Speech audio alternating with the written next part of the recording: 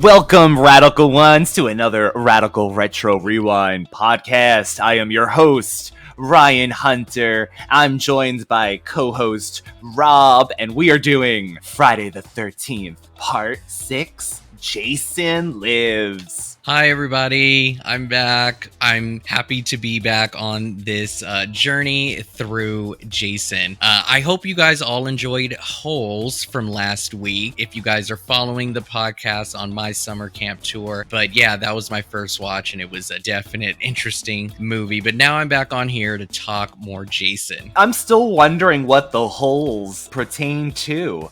Yeah, it's based on a book, and I believe the same writer came in to write the film and stuff. Yeah, we definitely talk about it, but yeah, it's based on a book. It's based on a book. Okay, that was Holes, but now Tommy is gonna be opening some holes of his own by digging up Jason and bringing him back to life.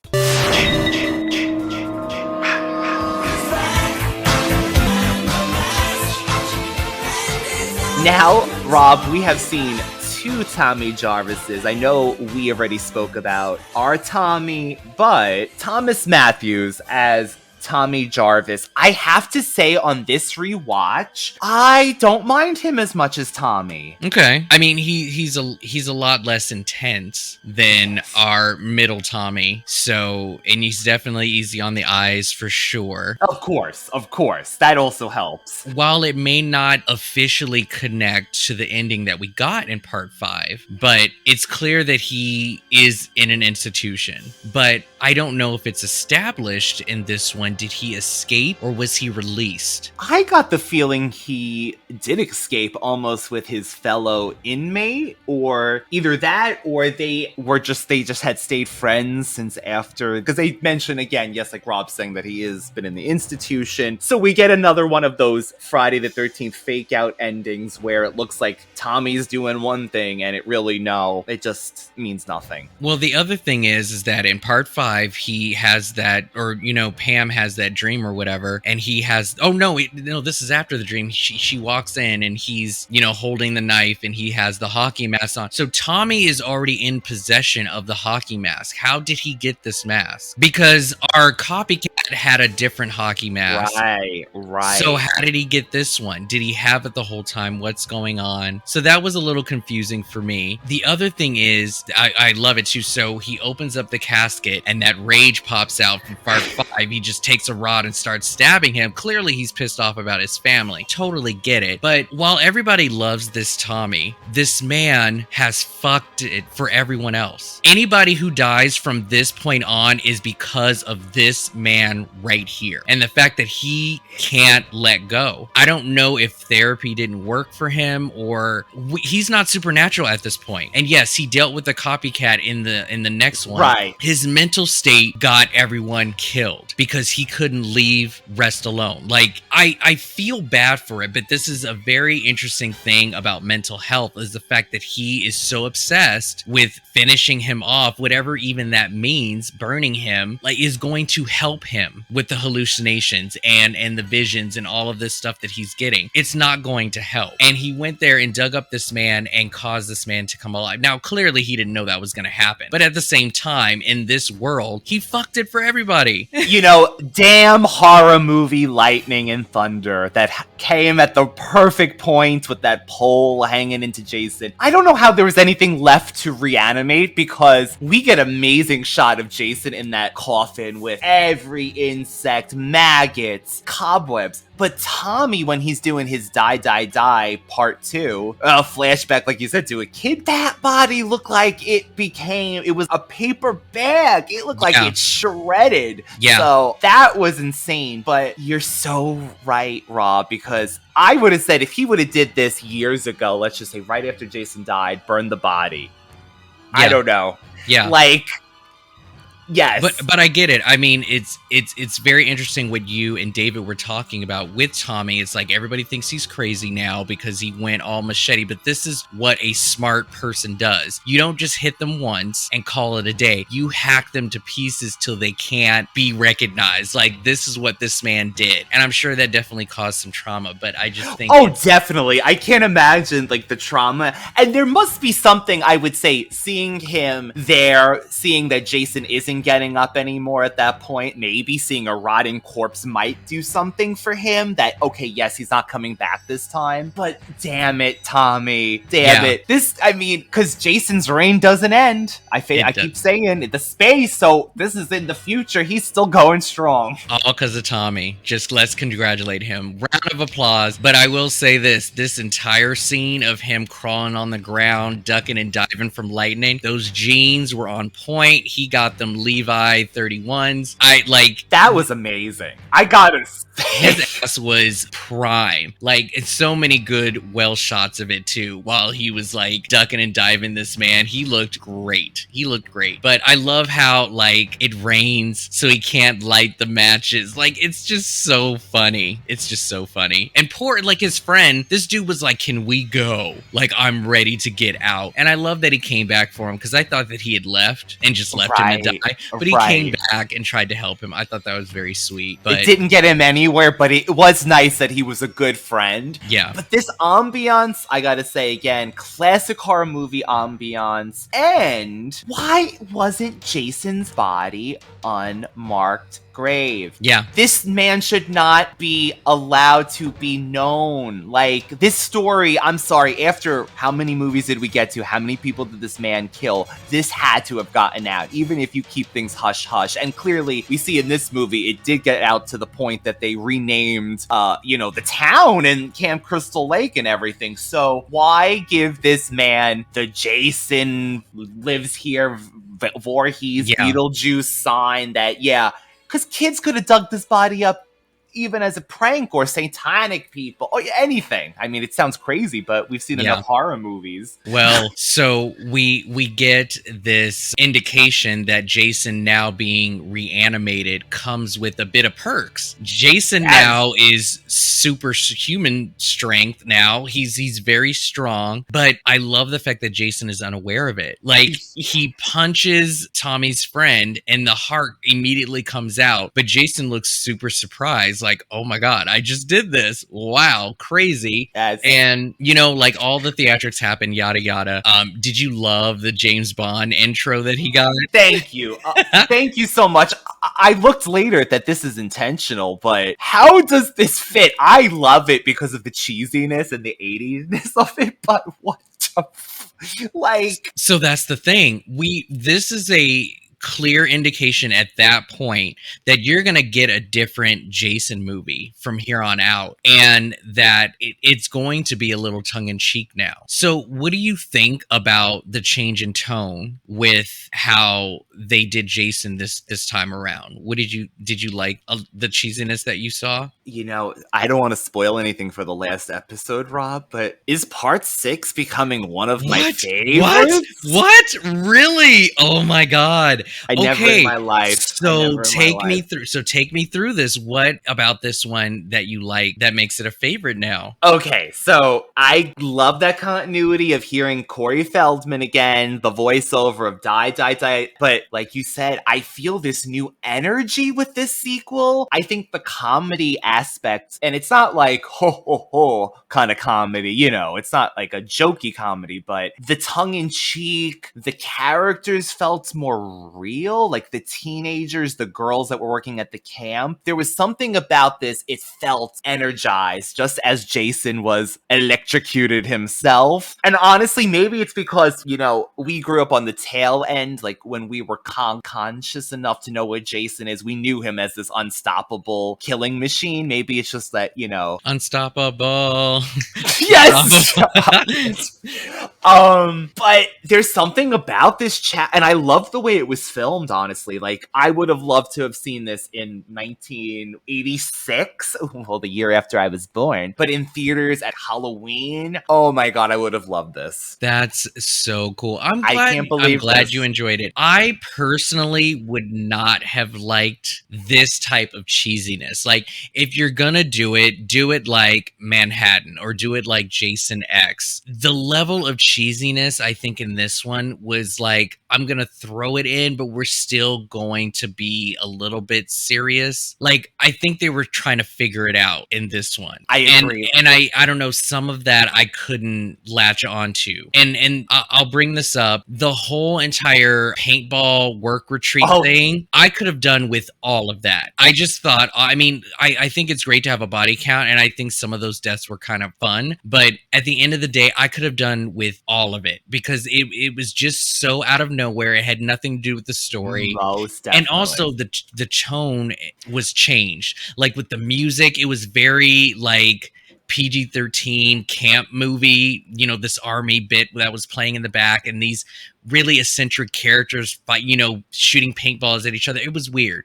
But I agree. It takes you out. It is almost like it was filmed almost later when they realized maybe they wanted to add to the death count. I agree. It seems like it was from a completely different And so the icing on the cake with that is when he takes one of the guys and shoves his face so hard into the tree, but it literally makes a smiley emoji. I get it, but if you're gonna do that, like, okay, like just go and do it.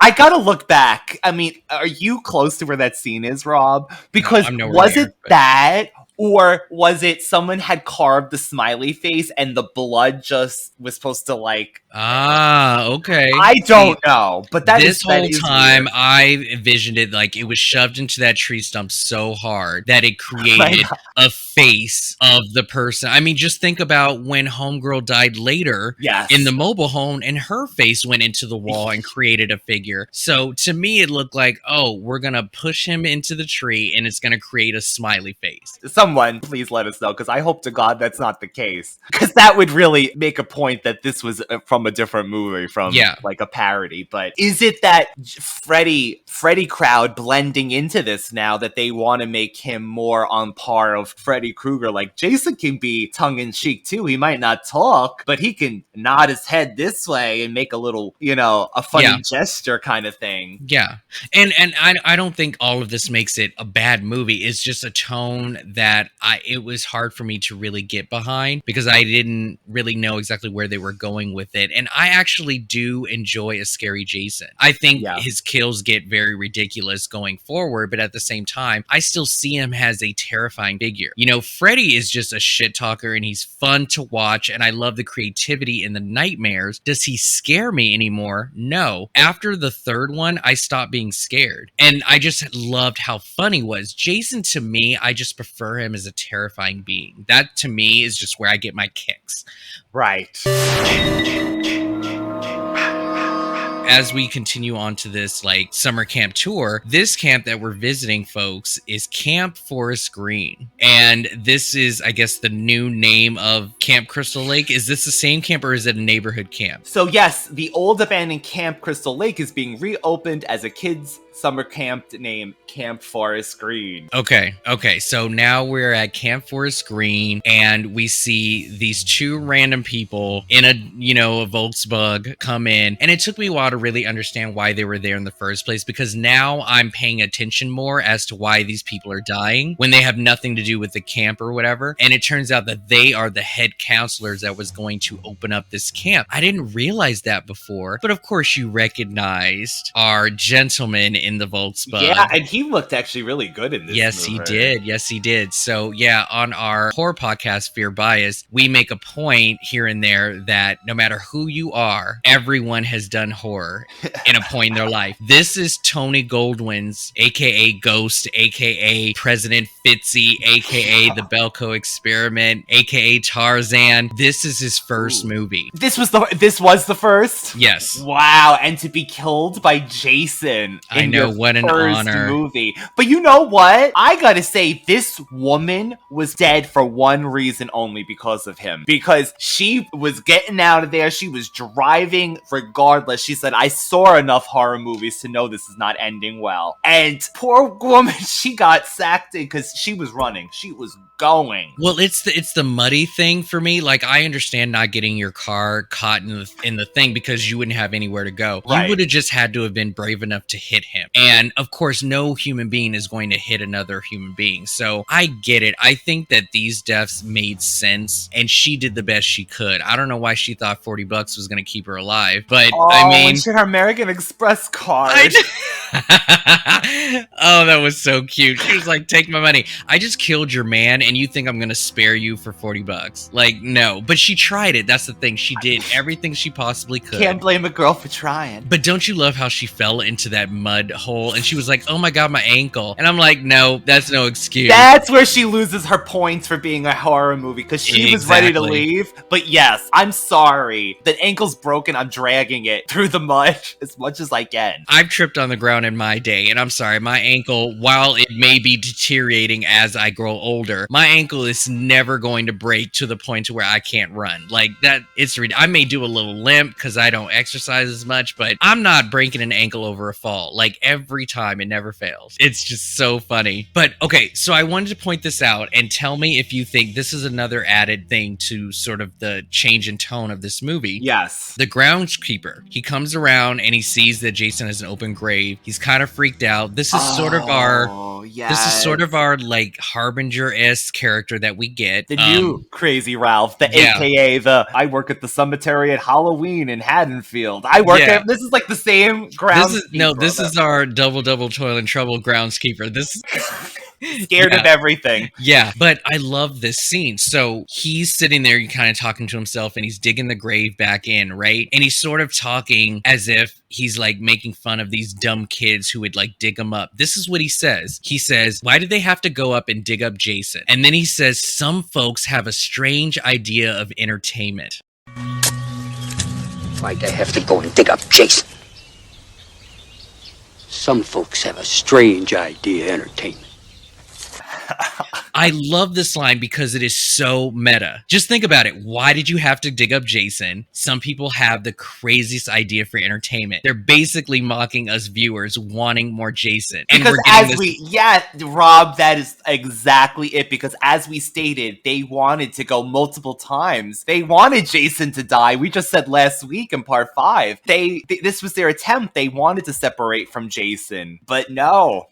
So crazy. Okay, so... And doesn't he look at the camera at that point too, breaking? No, and I watched for that. He doesn't literally break the wall, but he is talking down into the grave. He kind of is looking at the camera, but not directly. But he's kind of being like, kids, why do you need Jason? Like, your idea for entertainment is out there. And I just love that. I was like, I think that is such a meta call out. And I love that Jason did that, because I never would have thought once that Jason would be like that, you know? And so he won't even look. He saw the leg hanging out, which, by the way, Tommy's friend fell after Jason killed him. Yes. Perfectly closing the coffin down on him. But he wasn't even gonna put the body back in. He was just, he's like, I'm done. Yeah, exactly. So I do like that. Going back on Jason just having this incredible strength now and being able to do that. What did you think about the kills, Ryan? Did you enjoy sort of the way that our counselors were dying this time? Do you think it was over the top, or do you think it was just right, like this elevated dread and carnage? What did you think about? Well, there is something terrifying about an unstoppable monster, right? Someone that keeps getting up, that you could hit them, that they're basically dead already, so you can't stop this kind of person. So I do like that he gets this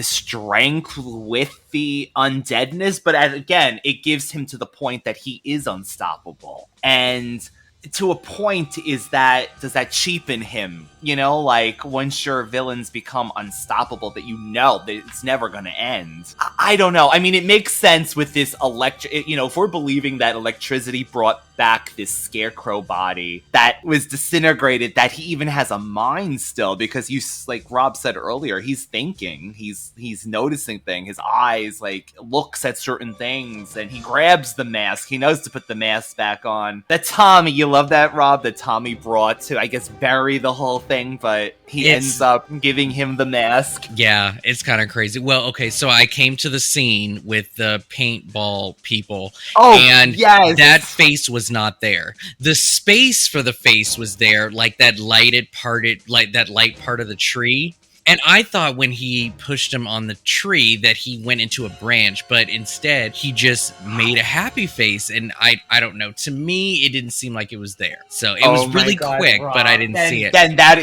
is crazy. I mean, it really does tell you then what movie that we're in now. But like, yeah, he's ripping arms off, and he looks at the arm like, wow, I can't and so he's taking advantage of his newfound strength now. And I gotta say, I really enjoyed the kills. I don't remember her name. It was either Megan or Sissy. I'm not sure. She's the black girl. And just when we're on the subject of them, did you like these characters? I thought they were likable. So I think that these characters was a step up. The camp counselors and our body count. Here's what I'll say about them. I think that they are a definite step up from the victims that we got from part 5. I think that these characters are more fleshed out. They're given a story. They're given a personality. I enjoyed them versus part 5. However, what I will say is there's something about the victims in part 5 that are more iconic, and I can't figure out why. Maybe it's just the look or how unique they are with their sort of like mental. There's just something about them that are great.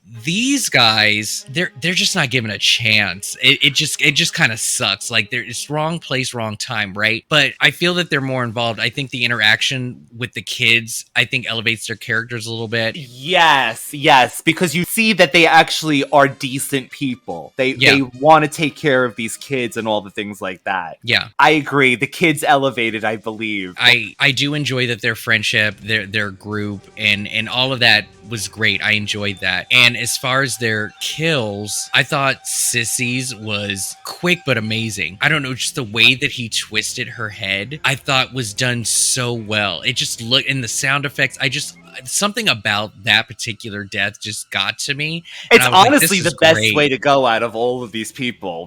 I mean, there's that, I don't know what that girl was. I call her Sleepy because she always wanted to go back to sleep.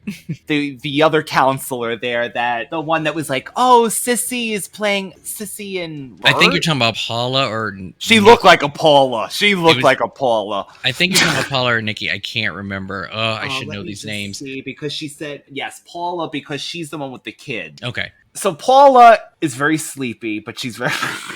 I loved her interaction with that little girl. Yeah. Who, I like her performance in this movie. She was our Caroline of the Friday the 13th, right?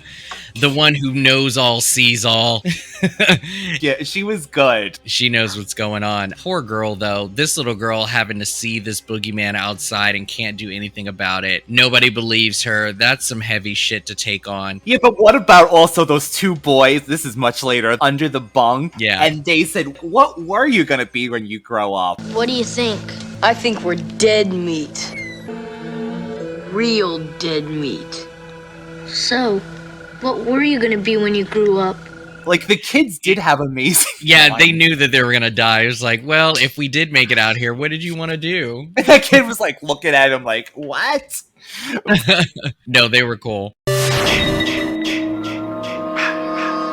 So Tommy's main thing in this is, you gotta believe me, which we saw Rob last time. The sheriff that was in charge at that time believed it was Jason when it wasn't Jason. So somewhere between then and now, Megan's father becomes, I guess, the police chief in the town. Tommy gets a few breaks, right? Like, honestly, this guy does let him off. I mean, he runs and grabs a shotgun, Rob, in the police department. We have to go get him now. Like for even that, like they drop him off at the edge of town. He keeps coming back, yada, yada, yada. But the sheriff's daughter, Megan, have you seen a thirstier girl in one of these movies? Okay, like I was trying to be as positive as possible about this movie and hope that we never have to talk about Megan. Megan was trash. I'm sorry, I don't like Megan. Megan, okay, this is, I know I'm like a broken record. I can't help myself, but Megan is like the epitome of privilege and entitlement. It's insane how much she believes that she can get away with because her dad's the sheriff. It is so annoying. You have a man in jail, regardless if he's hot or not. You have your father and the sheriff telling you this man is dangerous. Do not go. What does she do? She goes literally up to the cage. And I was just like, you are the dumbest girl and you're in charge of kids. It like she was annoying. That's the thing, because as viewers, we understand that Tommy's telling the truth and he's not a murderer. But this girl had no evidence otherwise but the fact that she was attracted to him. It was weird. And to even give like Tommy an opportunity to get the girl in a movie like this was also weird. And it's the 80s and I totally get it. That's what sells. But I just want Tommy to get better. I mean, this is the last time that we see him in this series, and this is how we end his story. And I don't know if his mental state is better, and I hate to take this in such a serious route, but that's the thing. It's like the last thing that I care about Tommy getting is laid. Like, I don't care. And Megan is just... She is very thirsty, but it's just the way that she kind of toys around with his business while he's there, the way she answers the phone. It just makes a mockery out of Sheriff and his authority, too. It's just weird. I'm not a fan of Megan. What do you think? But what about when she even drives him and she just continues to have his face in her crotch? Well, own that sexuality, girl. Like, it's nothing that, but to me, Tommy the whole time not pursuing her in that sense. If you notice, like, I enjoy that Tommy's awkward and like, I like that he's attractive, but he's still this awkward kid that liked monster things and is now traumatized for life after what the hell happened to his mother. And like, but she was just making a joke out of everything. That's what I mean. Like this car chase, and it was like a big joke to her. And meanwhile, people are dying. Yeah, thankfully, I guess eventually she's like gets the father to believe, because she's like, he was with me. What time?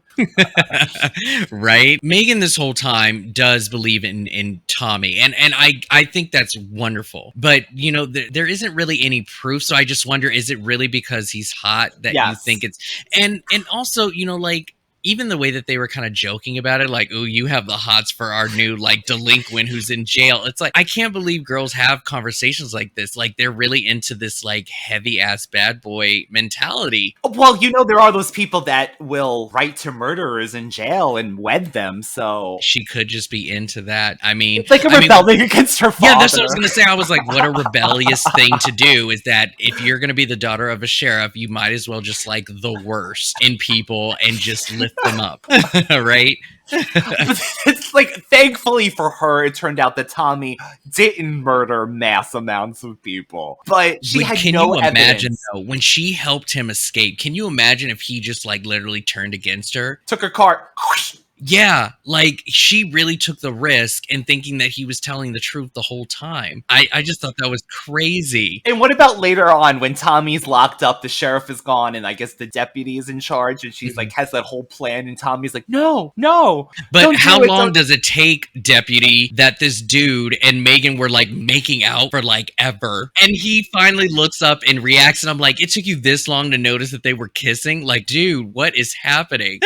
Like, structurally, I think this is a cheesier movie than Part 5, and we did say that Part 5 was the black sheep of the family. I think there's a lot of parts in there someone could be like, oh, come on. So on that point, Rob, she comes up with that whole plan to throw the thing, but the way they're talking as well, like, the deputy says nothing, and they have this whole conversation, like, what are you drawing? And now all of a sudden she's nasty to him. Before, she was kissing his ass 5 minutes ago, right in front of them, but what is it to you? I mean, I know she wanted to throw the pad to him, but... I want to talk about Sissy and Paula. So those two, I thought, hit it off really well. I love the scenes that they were together. Yes. The way that they were consoling the little girl, from the Scream or whatever. So just real quick, the card game, this card game, Camp Blood. I want to play this game I so was bad. gonna ask. I said Rob is gonna see this and he's gonna find out if this is real somehow. And I wish that she had continued with the rules because I was getting into it. I was like, oh my God, how do you play? She goes, Jax or Jason, and you shuffle the deck and you have to find him. Oh my. So it reminded me a little bit of Villainous, Disney Villainous. And you've played a couple of. I know because Rob, he gave me this beautiful gift and it's such a fun game.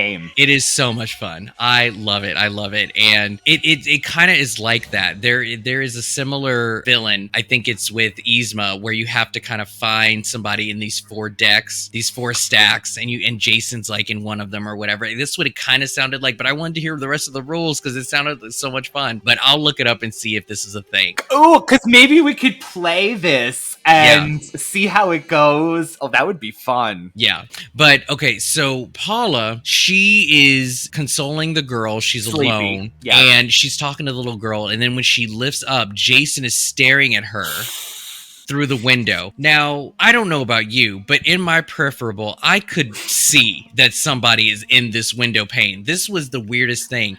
But Shadow alone, right? A shadow cast? I mean, something had a darkness. it was weird that she had no intentions of looking out the window. She was so focused on this girl. Now, this is something that I noticed and that I don't remember Jason ever doing in the previous ones, or that they gave us visuals. And what I liked was that Jason was walking with her as she was traveling through the cabin. Yes. And you know how he was like walking with her and like looking at her through each window? I thought that was an amazing shot. I liked that scene, and it showed a little bit of his sort of like strategy and ways of him stalking his people. It was just the way that he did it, I thought was kind of cool. I'm glad that we got to see stuff like that. And I wanted more of that. That to me is like super creepy. Instead of him just popping out of nowhere, just being at the right place at the right time. He always is. We got to see that he really like took his time and watched her. I just thought that was cool. So I like that. We just have to give it up to Court. Court. Ooh, baby. Court, played by Tom Fridley. Now, Court, I think, is one of the hottest guys in the series. I just, like, I can go on and on about him, but I forgot he was in this movie, too. Like, I forgot the counselors. His ripped jeans, the headphones, like, the way he was talking to the boys. I just think he's fun. I just like him, and, yeah, I just think Court is awesome. Court, unfortunately, with his death, reminded me a lot of Cabin in the Woods with the whole Winnebago death and like having the assailant in there. And so when him and his girlfriend are in the Winnebago and they're doing their thing, that scene was funny too. 10 more minutes. I know, Wow. 10 minutes. Wow. Yeah, I couldn't believe it. But she's driving and she's in the bathroom. I don't know what he thought she was doing in there. I would know my girlfriend well enough that she's not that kinky to just be banging on the door and doing God knows what and being like, do you need company? Like I wouldn't immediately think that somebody's attacking her, but I'd be like, she must be choking or something. Like I don't know. I wouldn't immediately think sexual because she just didn't seem like that girl, right? Well, you know what they're doing. They're doing that the teens only think about. It has to be sex. It just has to be that automatic. And he's blasted his music so he can't hear her screaming, but he hears enough that he knows that she's doing something. He might need to join. Remember when Court's driving? At first, his girl was like bouncing everywhere and just couldn't keep her balance. Yeah, I was gonna say, what is gonna happen with this? Yeah, but can you imagine Jason being stuck in that little bathroom, just wailing away, trying to, you wonder if he was trying to keep his balance in the bathroom or just being shoved back and forth in between the tub and the mirror. I was thinking about that the whole time. I was like, what was he doing in that bathroom the whole time, trying to like hold on to something? If we had known he was in there, that would have been great. And like, even I think they would have even done that in this movie for a second. Like, if I honestly thought magically flew through the back of the Winnebago and Jason pulled her, I forgot that she gets taken into the bathroom. So that was kind of sucky. But then like he gets a knife to the head and just surprised that, it just happened so fast. But then the car tips, like I thought when the Winnebago like tipped over and like skid, I thought that was a great shot. That was amazing because he instantly goes boom and like breaks through. Yeah, it was really cool. But you can't show stuff like him twirling around and getting thrown everywhere, when the car flips over, because it just shows a little bit of a weakness. But him popping out like he's done. Now he's got to walk all the way back to camp. You took me all out of the borders, and now I gotta walk all the way back. Too funny. But that was a great scene. It was a fun scene. I always like when they play the rocking music in these 80s movies with these teens and their rock and roll music. What did you think about incorporating kids into this movie? Like, did you for once think that the kids were going to get hurt? You know, I honestly think for the first time that we actually get to see in this series, we always know that it's just camp, right? I mean, minus the original when we see the counselors, I don't remember ever seeing children associated in the films, like actually being at the camp. So actually getting these children for the first time at the camp, I was happy because they didn't play them as annoying either. Like I was saying, like that those kids, those boys hiding under the bunk, and they played them more just like these nice innocent kids, which I think it added a little more threat to the thing. But there was a few times I was like, well, Jason, does he not kill kids? But at some point, I guess he broke through the door at the end where the kids were staying, but he had the opportunity. He could have went one-on-one and killed all those children. So I just want to say, so that little girl in that Jason moment, when he is literally in her face and he's bending down at her and she's just scared, covering her face. She doesn't know that was a very intense scene because we don't know his rules. We don't know his methods. We don't know if he is just some killer killing everybody in his path. If he sees a human, they'll die. What is his rule about kids? Does he have like a sentimental, sympathetic side to the kids because he used to be one and be a camper at this camp? Like, we don't know the rules, but he goes up to her and he may get distracted and decided to leave, but it's like, what's his rule on kids? Are they off limits, or is it just too taboo meta-wise that we don't kill kids in movies like this? But you just wonder, like, do we want a Jason that pick and chooses, or do we want him to just be psychotic and kill everyone? I rather a thinking entity, personally. Okay. What about you? Do you rather just a killing machine, or would you rather someone... Look, I'm not a proprietor for kids dying in films, but at the same point, I just wouldn't have them in the movie if they're not up for danger, because you're trying to set a tone that, the stakes are higher because now they are responsible for children. And there just wasn't a scene like that. Like, again, it was a great shot, but it would be different if Jason tried to go after the kid and then was unsuccessful, instead of just being like, no, Jason doesn't kill kids. To me, it doesn't fit the mythos, unless I don't know if that's the right word. Mythos. Yep. I don't know if that's how it's supposed to go. If they have a cosmic connection to each other that kids are off limits, then I'm for that. But establish that instead of just psyching us out with this possibility that he hurts kids. Because I think adding the kids was a great way to make it different from all the other movies. Right. These counselors not only have to defend themselves, but they have to take care of a group of kids on top of that. And none of them would, like when he bursts through the door and, all the kids are scared and they have to hide under the beds. Like, I thought that was a really nice touch, but the kids were never really in danger. No, because again, he had the opportunity. So I think at the end when he burst through the door, it was just over the whole thing. Like, I don't even think it had to do with him being with the children, honestly. To me, there's something to that other than just her praying and having it go away and like a metaphor for the boogeyman. Like, I think having him that close and looking at the kid and him, yes, he was distracted, you're right, Rob, but I think there is something to that they're trying to say something, or I'm reading too much into it. And no, but I love that.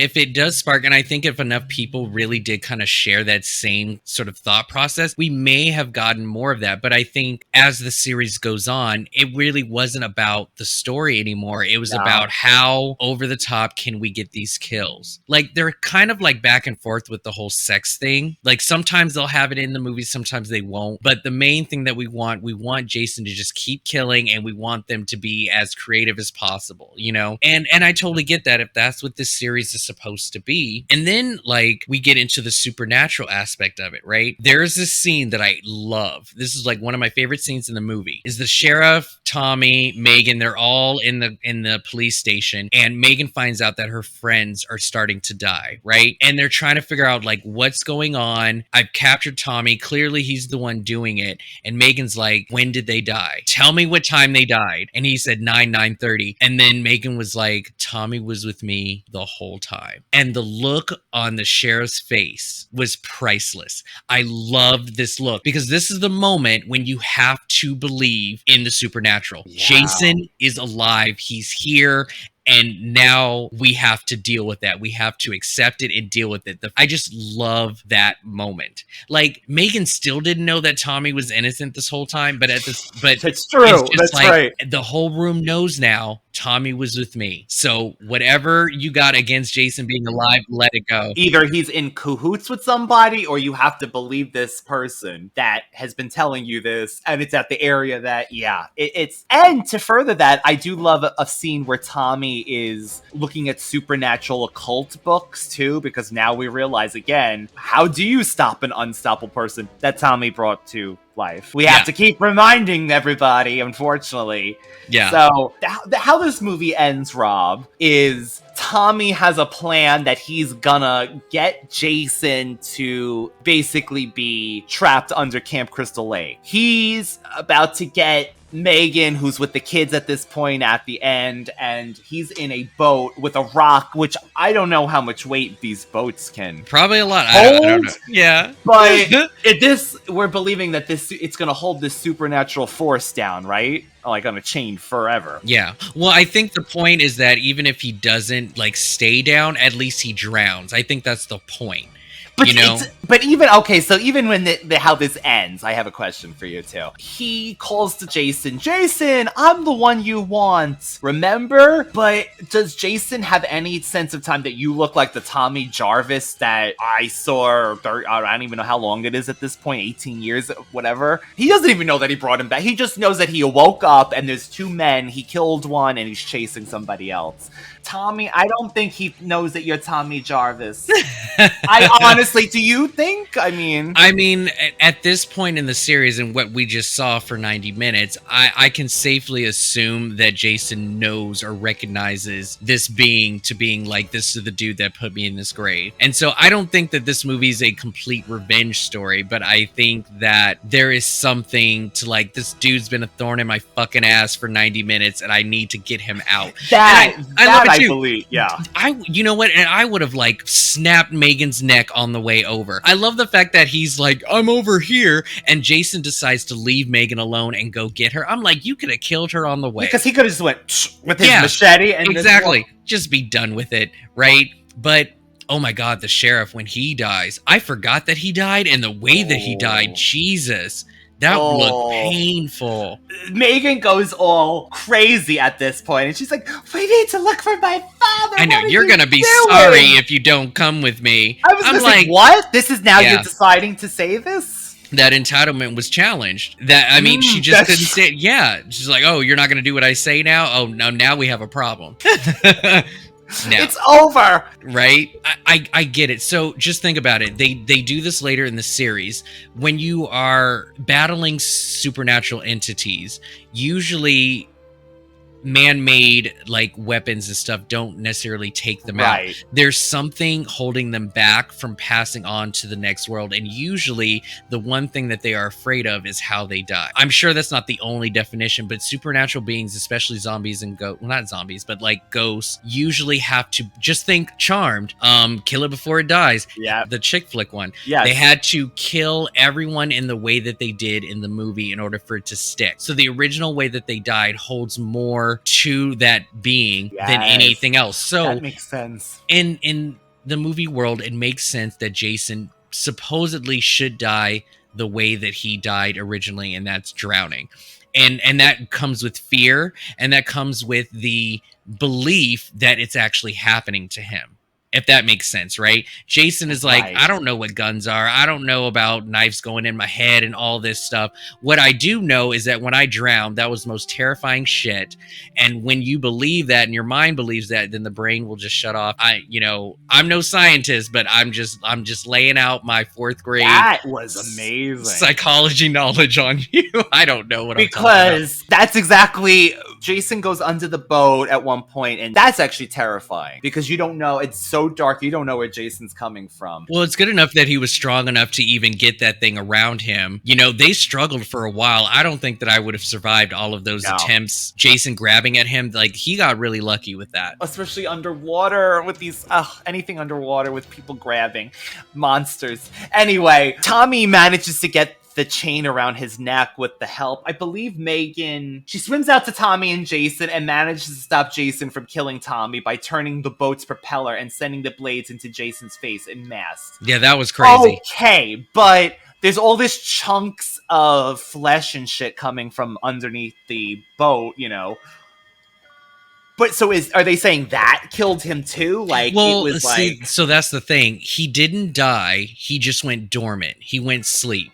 I mean, his eyes are open, and clearly he didn't die. So what you'll find out when you do part 7 is that he is awakened. He is in slumber. Tina awakes him. That's basically it. He never died. He just doesn't, you know, like him drowning and all that stuff. I'm just going to assume that he doesn't breathe in water, but he can withstand, like, you know, when he's dormant, he's cool. So that's kind of how I took it. I don't think he died. I just think he was put to sleep. That makes it, I mean, and that's exactly what happens because, as we know, this ain't the last. Yeah.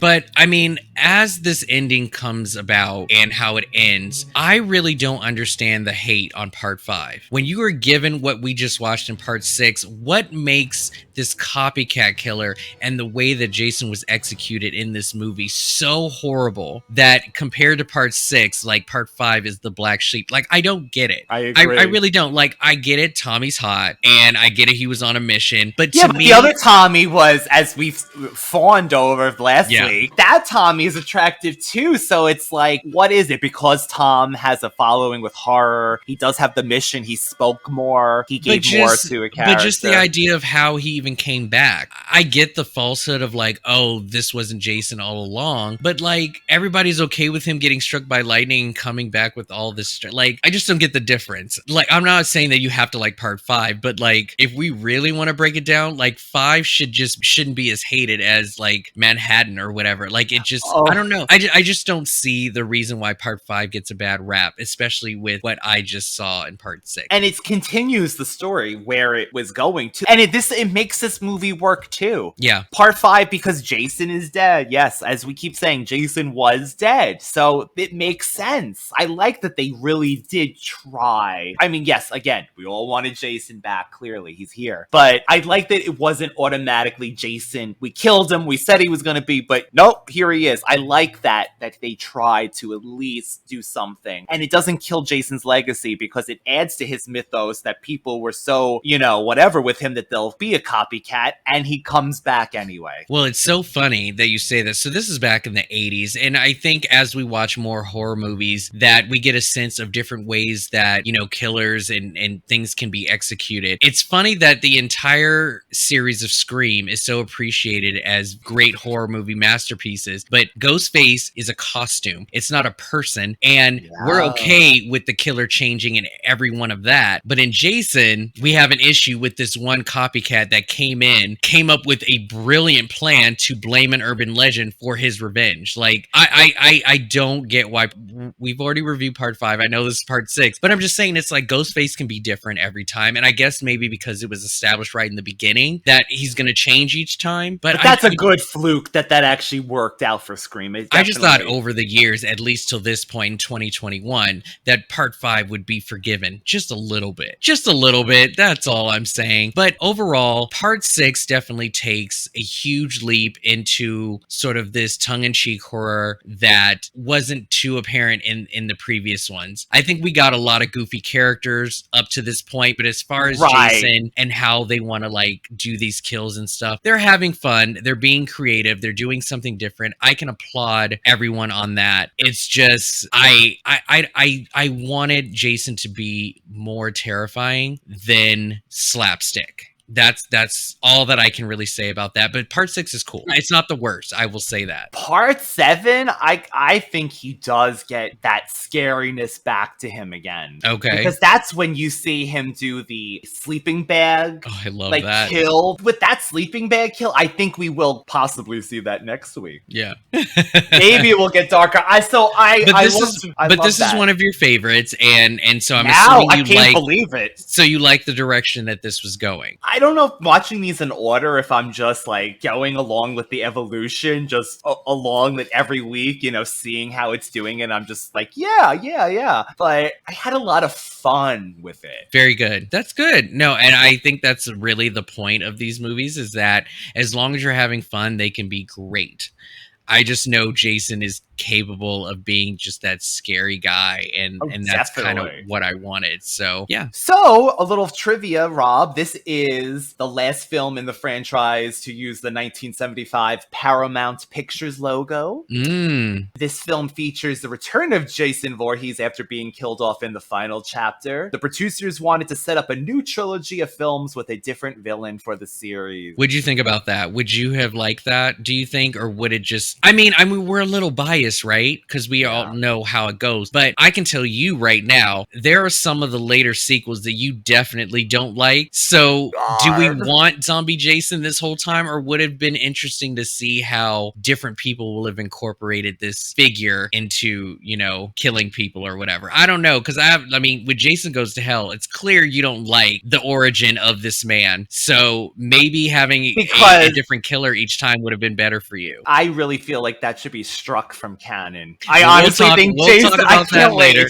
We'll talk about that later. If for some miraculous reason I come out watching that movie and saying, "Oh, Rob," like I say with this, I'm being a doppelganger. Well, okay. But so you prefer to have Jason as is. You don't want different killers. If they didn't go with the Tommy Jarvis with the last movie and keeping it that, and it went with that, but he had the mask on, then no, I wouldn't want it to be the random killers then anymore. I'd rather it just be the zombie Jason. Okay. Because Tommy Jarvis is the only thing that would have made sense in the context of what they were setting up. So if he was officially, which I'm assuming they say another killer, I'm thinking it was Tommy based on how 4 ended, 5 ended, and then this they were like... What I think the trivia was saying was that it would be an anthology. It's a completely new story, new set of people. It's just that the killer is using Jason's figure to execute these kills. So I guess. So we wouldn't get the same story. We would get different stories, same killer. Like, would you be okay with a different killer playing Jason and attacking new people? And then would they be called therefore Jason because it's like you're saying Scream, like it would be Ghostface because the killer would be...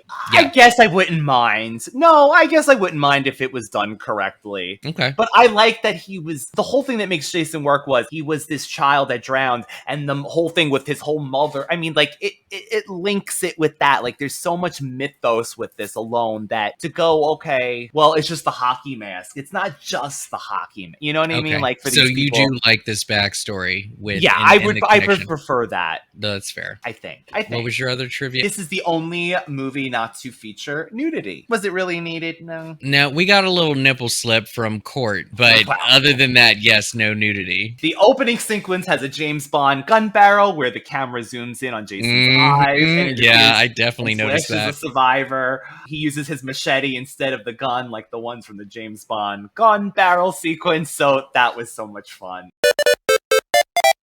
So, Rob, where can the people find you? I have 2 main podcasts, Movie Geek and Proud and Brunch with the Hollowells. One is a movie podcast, while the other is a recap of the original Charmed series. These shows can be found on most popular podcast apps, including Spotify, Apple, and also the Anchor FM app. I am on Twitter and Instagram under Brunch with the Hollowells, all one word, BWTH Podcast, with Movie Geek and Proud at MGNP Podcasts, and on Instagram, Movie Geek and Proud, all one word. This is the middle of our summer camp and other movie tour. For week 7, I am joined by Drew, who did the Sleepaway Camp review with me, and we both are going to tackle Disney's heavyweights as we visit Fat Camp. So definitely tune in this Wednesday for another episode. Then we are tackling Tina. David will be back next week for Carrie Then- versus Jason. Oh my god, I love it. Man, I wanted to be Tina so bad with her powers and just have the ability to just move stuff with my mind and kick Jason's ass and kick it with Bernie. We get Bernie. We get our. Oh, I can't wait to hear it. Yes, I won't be on that episode, but I can't wait to hear it. So much to talk about from this one. Tina's mother, oh my god, she annoys me. The hell, this girl. Can't wait. Anyways, yes. And you can always reach the Radical Retro Rewind podcast, all one word, on Instagram. And